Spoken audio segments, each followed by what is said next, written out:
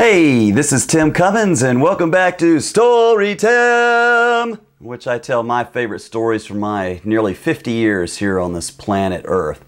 This story takes place at the base of Kilimanjaro in the Amboseli Game Park.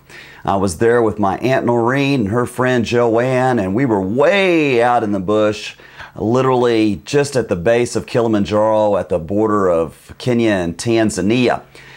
We were there and we each had our own room, and I was in my room very late at night, and I suddenly heard this sound that sounded like squeaking tennis shoes, like on a basketball court, kind of squeak, squeak, squeak, squeak, squeak, you know, and I was like, what the heck is that, man?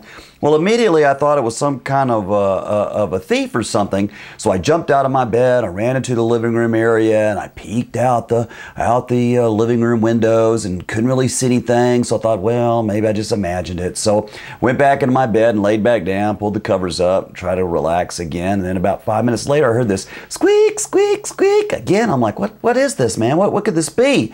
So this time I went back in the living room, and this time I actually went outside and I started kind of searching around the little hut that I was in, this little banda thing we were in, and kind of looking around, still couldn't see anything. I thought this was very, very odd. So I came back to the room, and I kept hearing this squeak, squeak kind of sound like rubber tennis shoes thing. So this time I went back out, I looked over to the left-hand side, went outside, kind of looked around, got my flashlight out, couldn't see anything, and I thought, man, this is just truly bizarre. I have no idea what this could be. So I went back to bed now, and then I heard the sound again.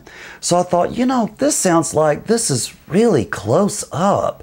I said, I wonder if it could be behind the house, you know, because I hadn't looked in the behind the house, you know. So I got open, and I opened up the window very slowly like this, and I looked out, and I saw an eyeball about this big around right beside the window. And I went, holy Moses, what is that? And I realized, of course, what on the planet Earth has an eyeball about that big, right? Well, it was a big elephant. It was a cow elephant. And cow elephants, well, elephants in general, when they get thirsty, what they'll start doing is chewing tree bark. And this elephant was actually chewing the tree that was right outside my window. And the squeaking I was hearing was the sound of those molars slowly grinding up that tree bark.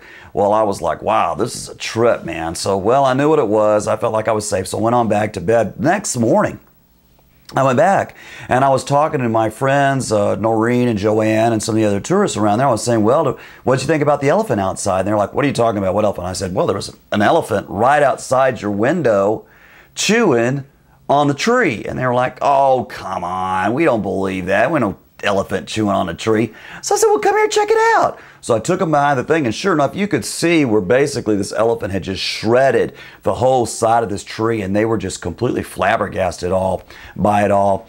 And so you never can tell exactly what's going to be outside your window when you live in Africa. But the amazing thing to me was, out of all those people that were their little huts were around this courtyard, I was the only one that had gotten up to see the night visitor. And that was another Story Tim.